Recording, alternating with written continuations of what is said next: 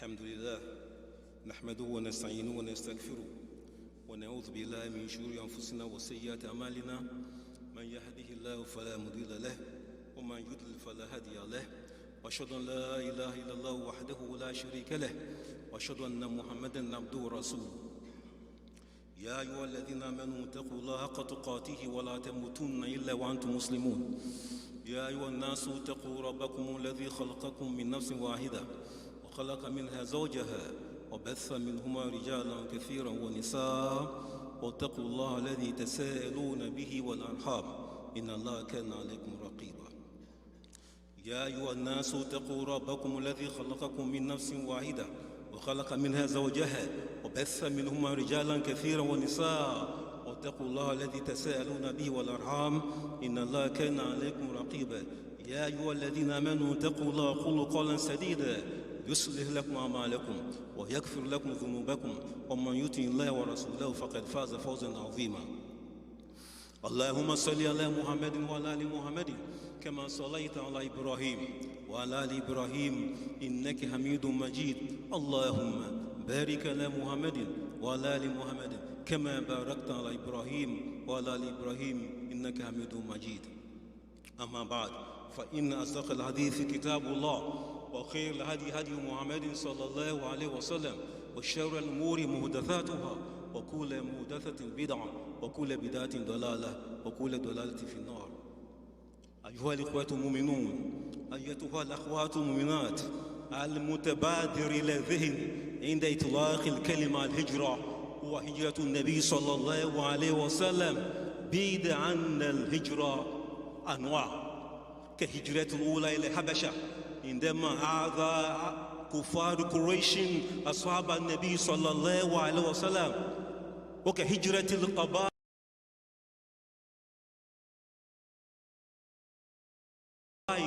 إلى النبي صلى الله عليه وسلم تعلم الشرائع، ثم يرجعون إلى المواطن ويعلمون قومهم إلى ما هنالك من أنواع الهجرة بالجسد والجسم من بلد إلى آخر.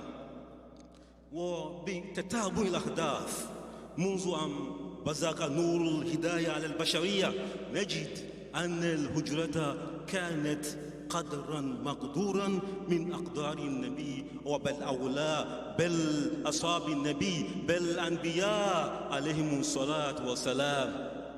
ولما امتلأت الأرض فسادا ووصل نوح عليه السلام بعد فترة طويلة، بعد 1000 سنة إلى 50 عاما،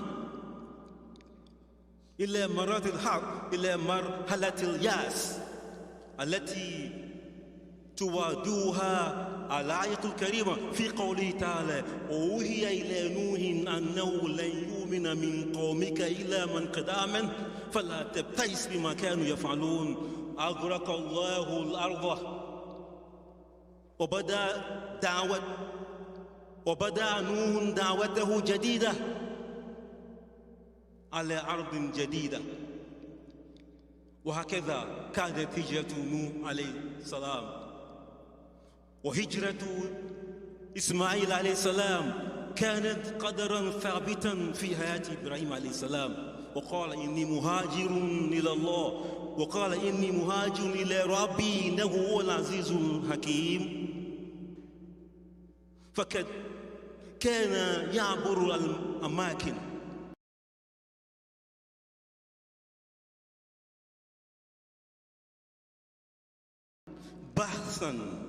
بحثا عن الأمن وعن المناخ المهيأ لاستقراره والاستقرار إيمانه. أما هجرة ابن إبراهيم إسماعيل عليه السلام كانت من أعجب الهجرات في الحياة البشرية، فهو كان مهاجرا وهو صبي في المهد، ألقاه أبوه وأمه هاجر ولا نصيب من اسمها، ألقياه بأرض جدباء مجدبة ليس فيها ماء ولا شجر. وإلى هذه الهجرة يعود قيام دولة بل أعظم مدينة مقدسة على وجه الأرض ألا وهي مكة المكرمة. وأصبح هذا الطفل هذا الصبي المهاجر أبا للعرب. وهجرة يوسف عليه السلام كانت هجرة عجيبة، بدأت بمؤامرة ثم محاولة استرقاق وعبودية وسجن واتهامه بالباطل حتى مكن الله له في الأرض. وقال بعد هذه المهنة الطويلة إنه من يصبر ويتقي فإن الله لا يضيع أجر المحسنين.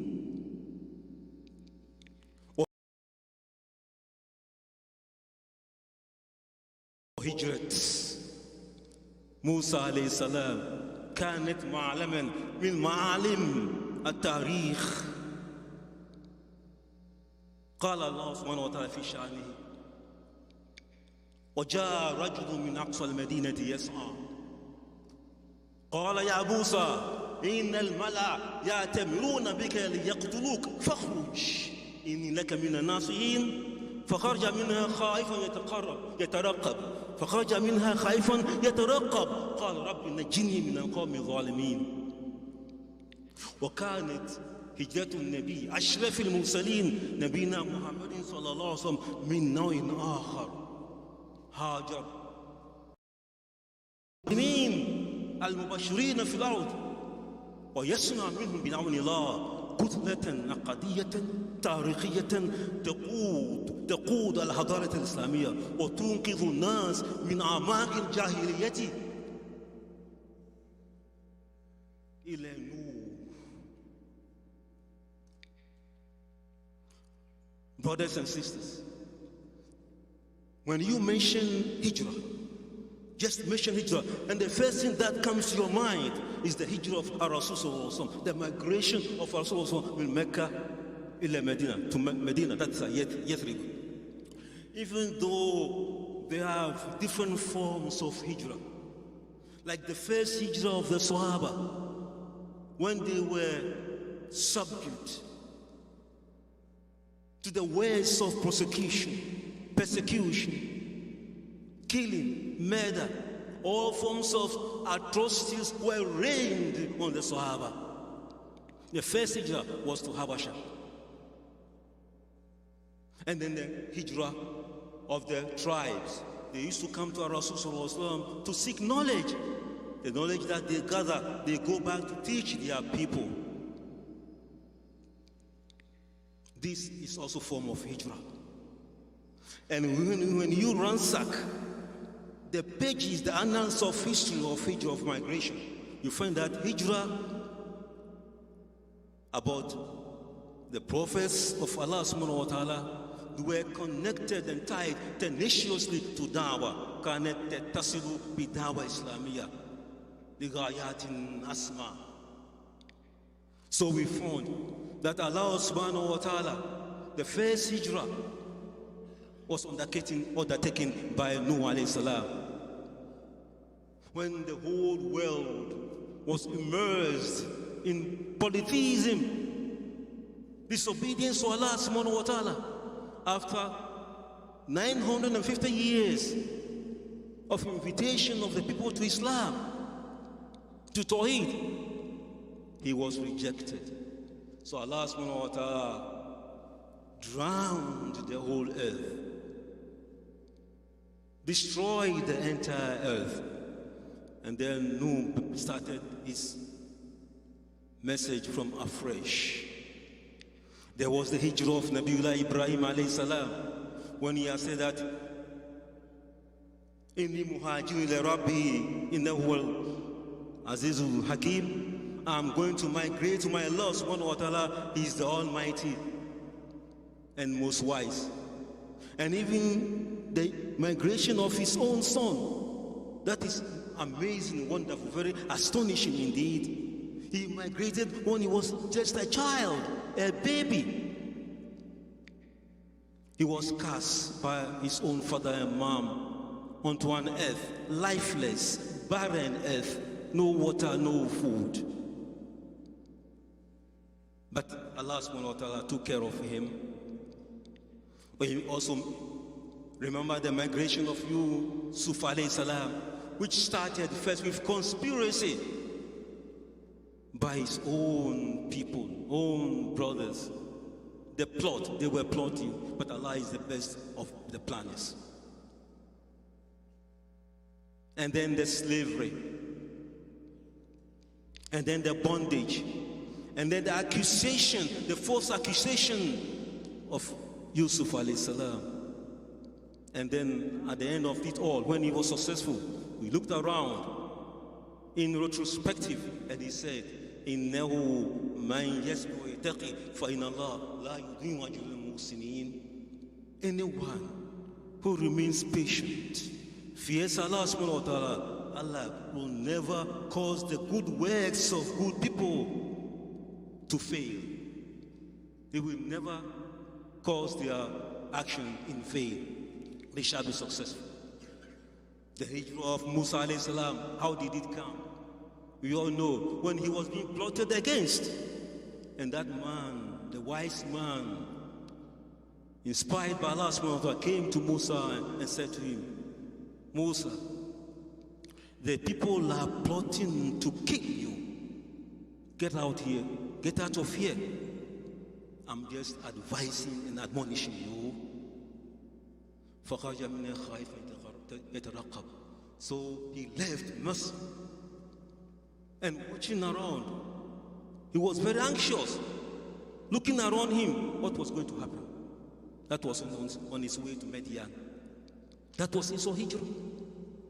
And then the final hijrah of all, undertaken by Rasul sallallahu alaihi wasallam from Mecca to Yathrib, so that he built the most sacrosanct of all earths, that is Mecca Mukarramah, to gather all the pieces, all the schisms of believers and form them into a major block that will undertake to guide mankind from the abyss of ignorance to the light and Tawheed. We ask Allah subhanahu wa ta'ala to give us a thorough understanding of this deen. And so migration, we are talking about migration not only of our Rasul, but of the prophets of Allah subhanahu wa ta'ala as well. And there are situations whereby it may become incumbent upon any one of us to migrate, but he has to seek the blessing from Allah subhanahu wa ta'ala. One thing that is connected with the migration of Rasulullah is the unique kind of its nature. When they were open to all forms of wrongdoing and oppression that you can even imagine, it's unfathomable how they were oppressed. It has no precedence in the history of mankind. They were shaken to the marrow. And this is captured by the words of Allah subhanahu wa ta'ala. أَمَّا من تدخلوا الجنة ولما يأتكم مثل الذين خلوا من قبلكم مستهم البأساء والضراء وزلزلوا حتى يقول الرسول والذين آمنوا معه متى نصر الله Allah إن نصر الله قريب. Do you want to go into Al-Jannah when you are not being tested like the test of those who came before you? They were shaken to the marrow. They were vibrated. They were shaken. Tumult. Unto Rasul sallallahu alaihi wasallam and the men and women around him, they said, but when comes the help and victory of Allah subhanahu wa ta'ala? And then to assure him and to reassure him, Allah subhanahu wa ta'ala says that, yes, indeed, the help of Allah is near. Rasulullah left Mecca not because he did not like Mecca, but he loves Mecca. Any one of us loves his own homeland. This is natural. So when Rasulullah left, and then after going to the outskirts of Mecca, he looked around and said what became very monumental. He looked at the soil of Mecca and said, إِنَّكِ لَخَيْرُ بِلَادِ لِلَّهِ وَهَابُ الْبِلَادِ لِلَّهِ لَوْلَا أَنْ أُخْرِجْتُ مِنْكَ أي لولا أن أخرجني قومي منك ما خرجت. You are the most beloved soil of Allah. You are the most beloved soil to me. If I had not been driven out of you, Mecca, I will never by no means I will leave Mecca Mukarramah. Then Allah brought down an ayah to console him. In the words of Allah subhanahu wa ta'ala, إن الذي فرض عليك القرآن لرادك إلى معاد. The one who sent you the Quran, taught you the Quran, made the Quran as your guidance, is the same Allah who is going to bring you back to your own home. Fathan bel fatihan li Makkah Mukarramah. You will come back not in a feeble, a weak or flimsy situation, as a conqueror, as victorious, in a powerful and stronger position. That's how you are going to return to Mecca Mukarramah. And the year of the triumphant entry into Mecca, we saw what happened. Mecca laid in the hands of our Rasul sallallahu alaihi wasallam. They thought he was going to crush them. He did not. He let them free, victorious. So Allah brought him to Mecca Mukarramah. Such is the religious significance of what? Thinking about the hijrah of our Rasulullah. أقول قولي هذا واستغفر الله العظيم الجليل لي ولكم ولسائر المسلمين فاستغفروه إنه هو الغفور الرحيم.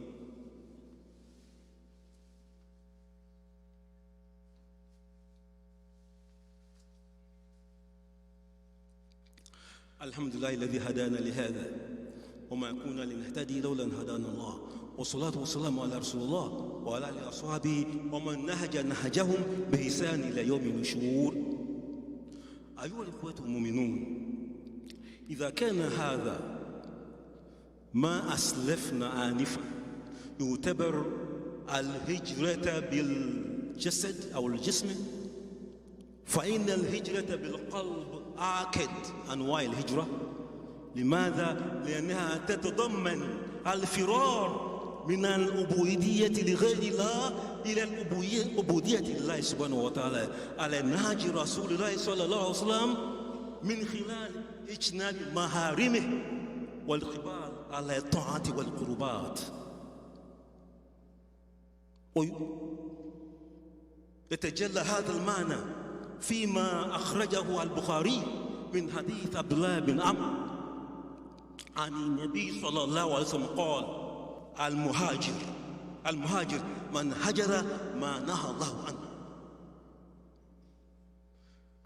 ويلزم لمن أراد الهجرة أن يحسن نيته عملا للحديث المشهور: إنما الأعمال بالنيات وإنما لكل امرئ ما نوى.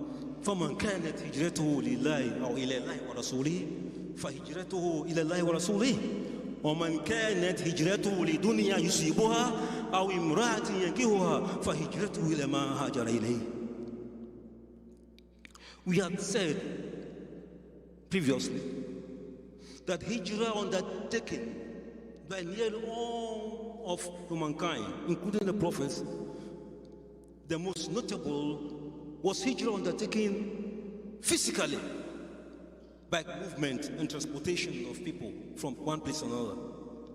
But one hijrah that we forget, and it is no less important as the hijrah, physical hijrah, is the hijrah of the heart, al-hijrah to bil qalb, because it underscores the hijrah from polytheism and enslavement and enslaving and slavery to other than Allah subhanahu wa ta'ala, to bondage alone to Allah subhanahu wa ta'ala by way of Tawheed,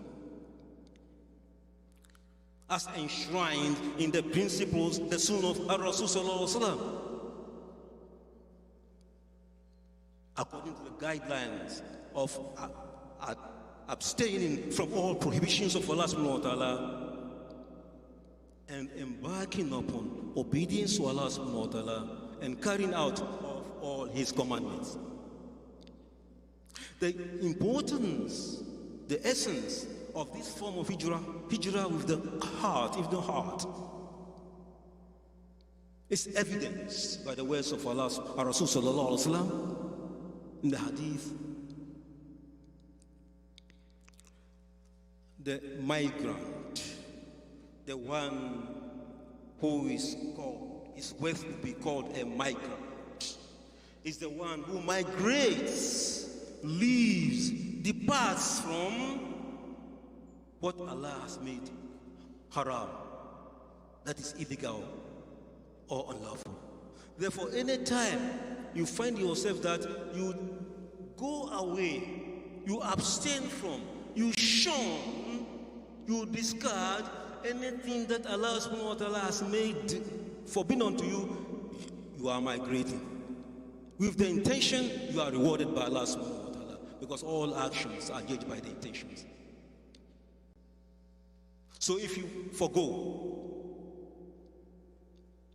eating pork, if you forgo usury, and you don't indulge in it, with the intention to migrate to Allah subhanahu wa ta'ala, you are going to have your reward.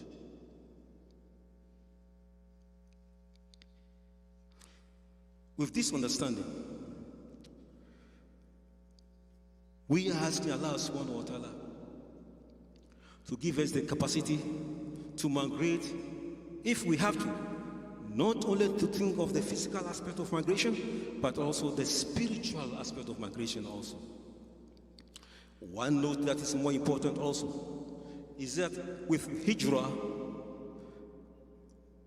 the time of hijrah, the days of hijrah, the timing, the calendar of hijrah, we can have the obligations, the activities of Muslims are right. We don't have to depend upon other than the Islamic calendar based upon the hijrah. But we have no choice but to use the hijrah from Muharram, the hijrah months, to calculate our activities. We should encourage our children to know, learn, and practice the days of hijrah. So instead of saying February, March, and so forth and so on, we let them know Muharram, Rajab, and so forth and so on, that we get used to. This is the admonishment of Umar bin Khattab.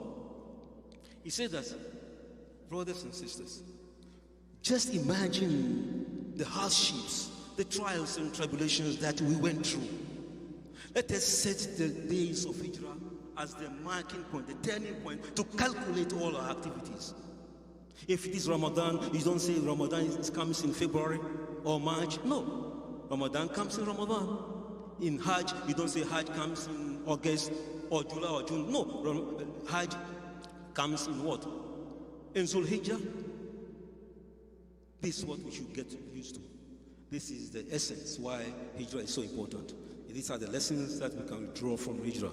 Allahumma hasin aqibatana fi umuri kulliha wa ajirna min khizyi adhab al-akhirah. Rabbana atina fi dunya hasana wa fil akhirati hasanatan wa qina adhaban nar. Allahumma innaka qultu qawlaka haqq ud'una astajib lakum. Alam hadha du'a minka al-ijaba wa hadha judu alayka tuqlan. La hawla wa la quwwata illa bik. Subhanaka Allahumma bihamdik ashhadu an la ilaha illa anta wa astaghfiruka wa atubu ilaik. Subhana rabbika rabbil izzati amma yasifun wa salamun Salim, walhamdulillahi rabbil alamin.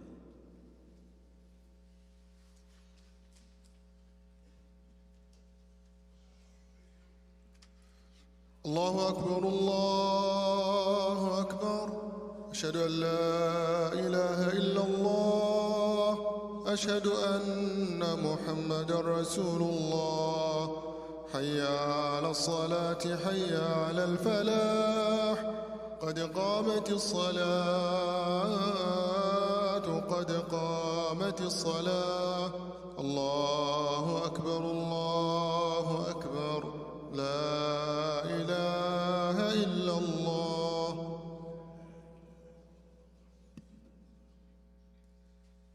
So هذا باذل مناكب وصدو فرج فإن التسوية الصفوف من تمام الصلاة. اعتدلوا يرحمكم الله وصلوا صلاة موعدين. Please straighten up your lines and stand foot to foot and shoulder to shoulder. Allahu Akbar.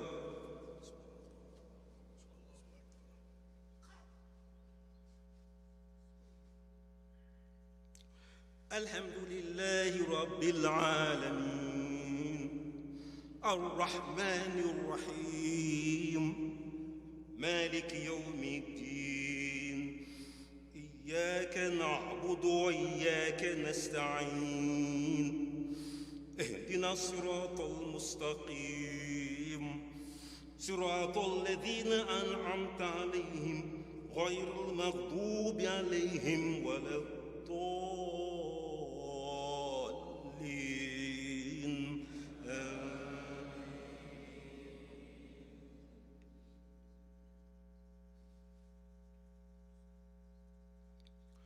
تلك الدار الآخرة نجعلها للذين لا يريدون علوا في الأرض ولا فسادا والعاقبة للمتقين من جاء بالحسنة فله خير منها ومن جاء بالسيئة فلا يجزى الذين عملوا السيئات إلا ما كانوا يعملون إن الذي فرض عليك القرآن لرادك إلى معاد قل ربي أعلم بمن جاء بالهدى ومن هو في ضلال مبين. الله أكبر.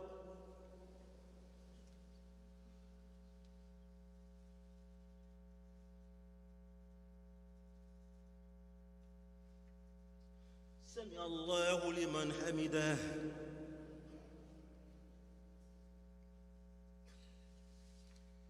الله أكبر.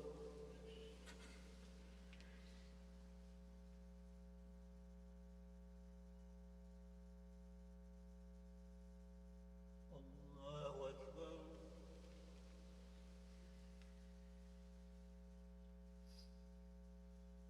الله أكبر.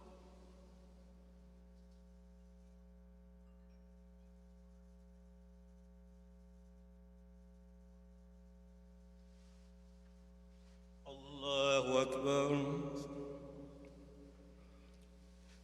الحمد لله رب العالمين الرحمن الرحيم مالك يوم الدين إياك نعبد وإياك نستعين اهدنا الصراط المستقيم صراط الذين أنعمت عليهم غير المغضوب عليهم ولا الضالين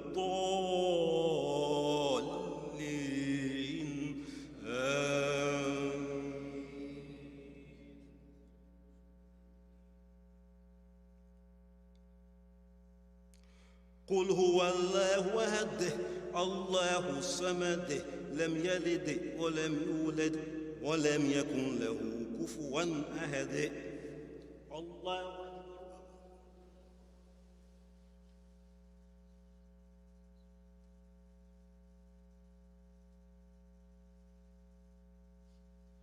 سمع الله لمن حمده.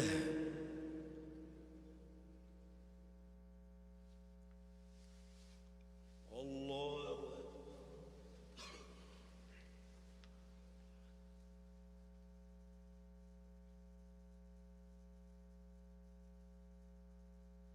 الله أكبر.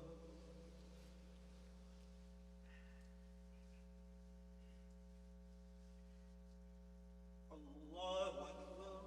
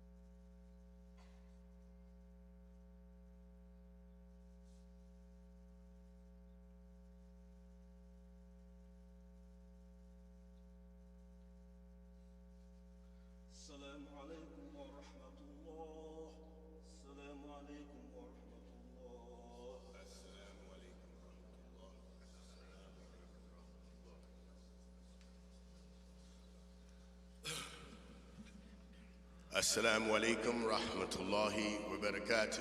Ikhwan, can I have your ear for a minute, please? I have quite a few things I want to get across to everyone. Now, you know tomorrow is our annual kayak and canoe trip. Okay, so all the information that you need about it, so I don't have to go through the whole list, is on Uqba's WhatsApp. It's on the website, uqbamasfoundation@gmail.com. All the information that you need about what to bring, how much it is, where it's at, all that stuff is on there. And if you don't have the means to that, then get with me after I'm done with the announcements and I'll write it down for you, okay? Also, swimming.